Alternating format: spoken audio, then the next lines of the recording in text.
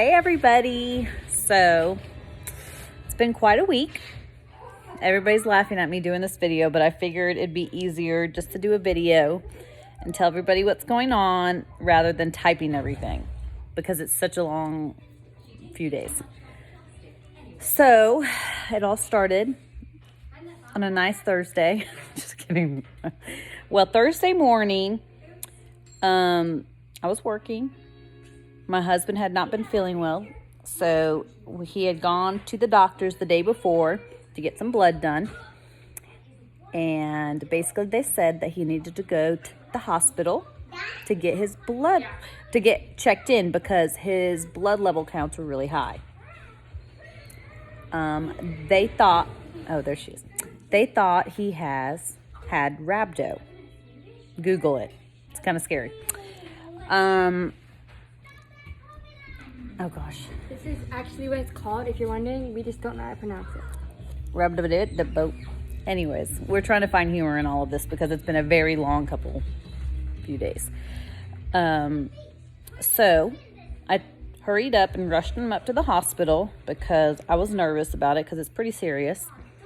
Rushed him up to the hospital. It's basically his blood was stopped from here up and it was not going anywhere. And it could cause kidney and liver failure and a lot of different other complications. And my husband already has high blood pressure and high cholesterol. So that didn't help. So it's what? Oh, you're okay. For short, muscle cells break down. So we went ahead, dropped what I was doing, had the kids go over to the neighbors. And Peggy and them watched my kids for me while I was gone, but I went into the hospital, dropped my husband off. They would not let me go in.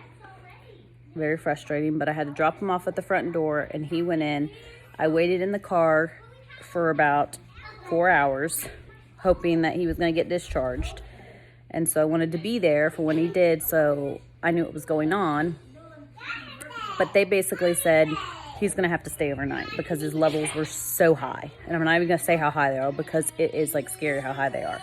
But they are high. So I was like, okay, well, I'll just go home then because they won't allow me in there.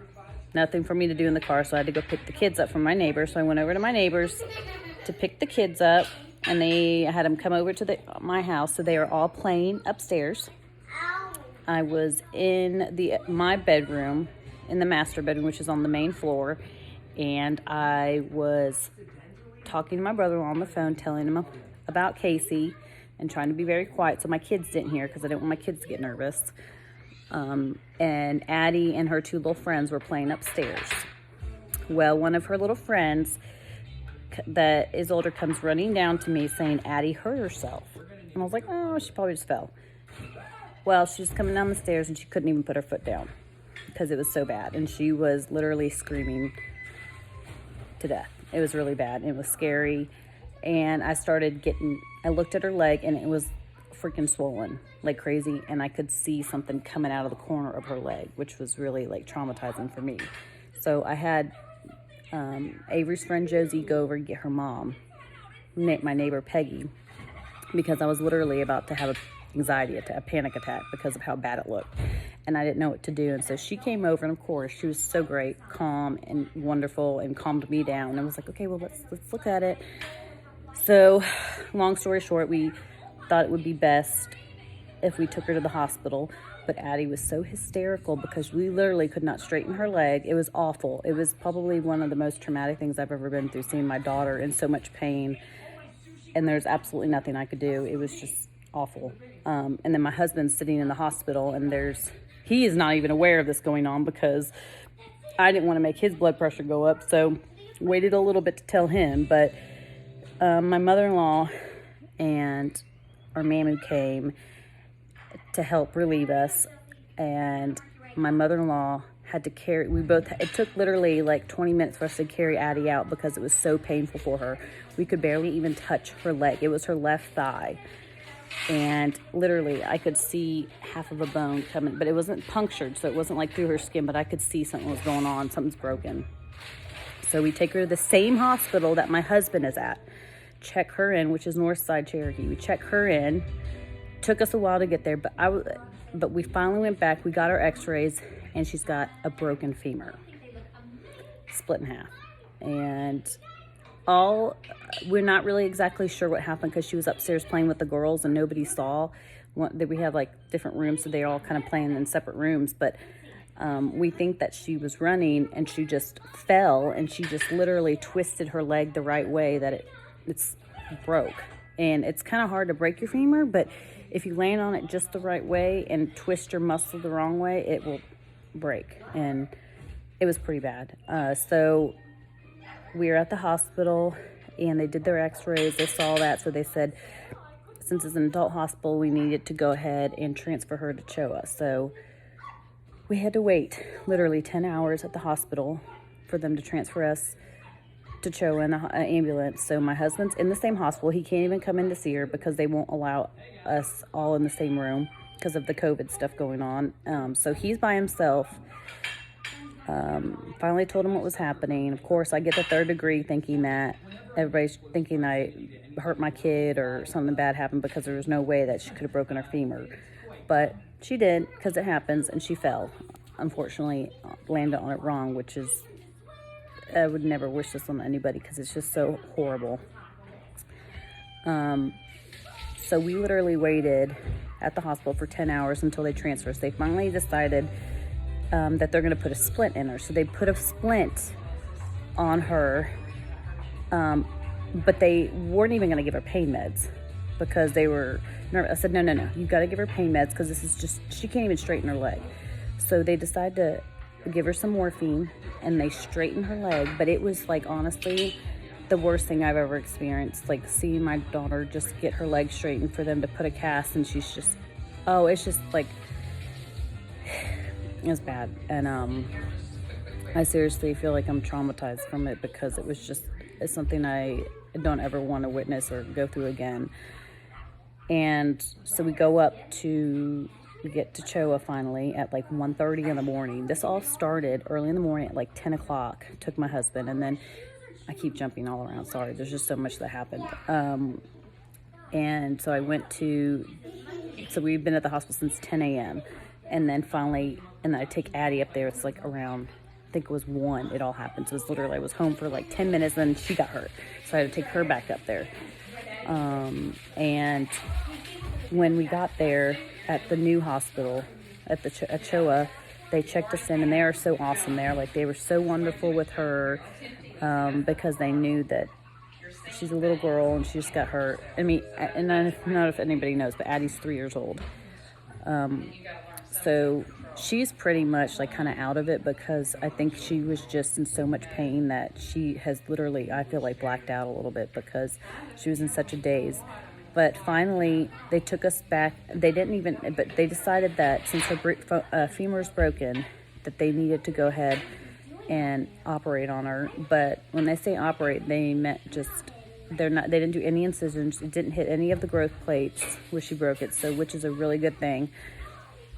And she will have to wear, I think it's a Spica cast, I want to say that's how you say it. It's SPICA cast, but it wraps around her waist all the way down to her leg.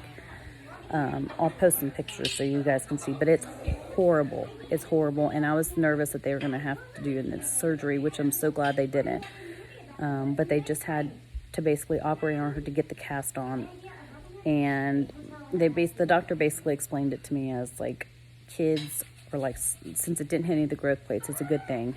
It won't interfere with her growing, but they're like salamanders. Like, you cut the tail off and it's going to just grow right back. So that was the best way to explain it.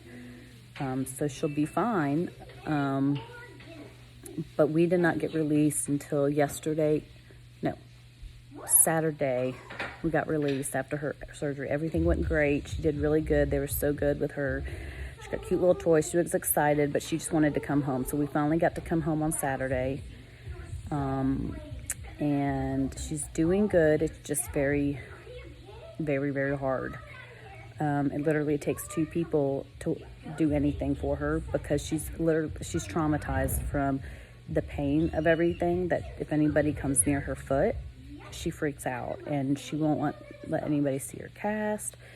nothing. So it's been quite an experience for a little 3-year-old, and I honestly hope that she never remembers this because she's so young. But I will forever remember it because it's awful, and just seeing her go through all this right now, it just breaks my heart because she literally cannot move from the waist up. And it makes me appreciate a lot of things and never take it for granted anymore, because it is something, it's quite awful to see your child go through something like this. And she has, let me think, about 6 to 8 weeks in this cast. To change her diaper, it's quite an ordeal. At least it takes 10 minutes to change one diaper.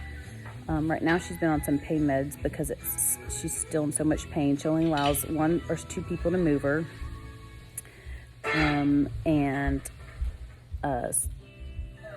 So we're able, when we change her diaper, it literally, we have to do, we're trying, I don't know how anybody hasn't invented something for this yet, but we're gonna get on it, because it's so hard to change her diaper. It's with the cast and everything, you gotta do a pad, a baby diaper, and then a huge diaper around it. So and it takes 2 people, because we have to lift her up, put the diaper in, put the other diaper in, and then we also have to try to clean her and make sure nothing gets spoiled, like nothing gets like too wet, because if it does, then we have to change out the tape.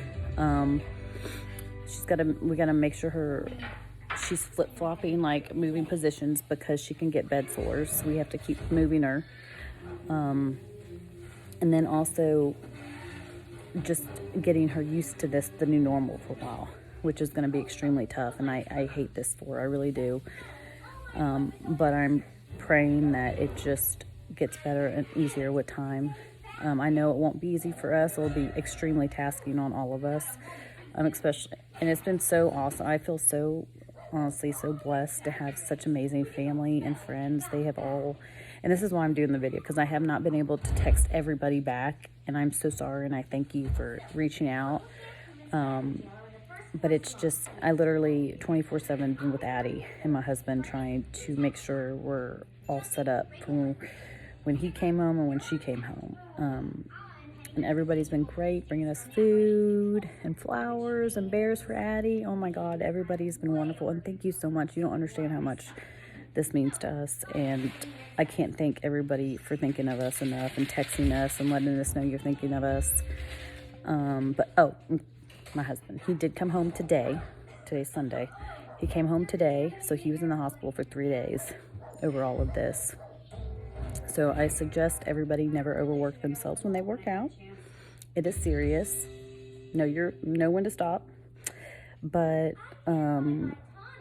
also, he's home. He's doing good. He just has to take it easy for this week. So I'm gonna have lots of help from my mother-in-law, my dad, and my mom. And my friends have all been great too, and I just want to say thank you to everybody. And I'll be posting videos, seeing how we go through all this. But if anybody has been in a situation with the Spica cast, I believe, I don't know, I probably am saying it wrong. Let me know if you've got any pointers, because it's quite difficult. And I just would try to make it as easy as possible for Addie.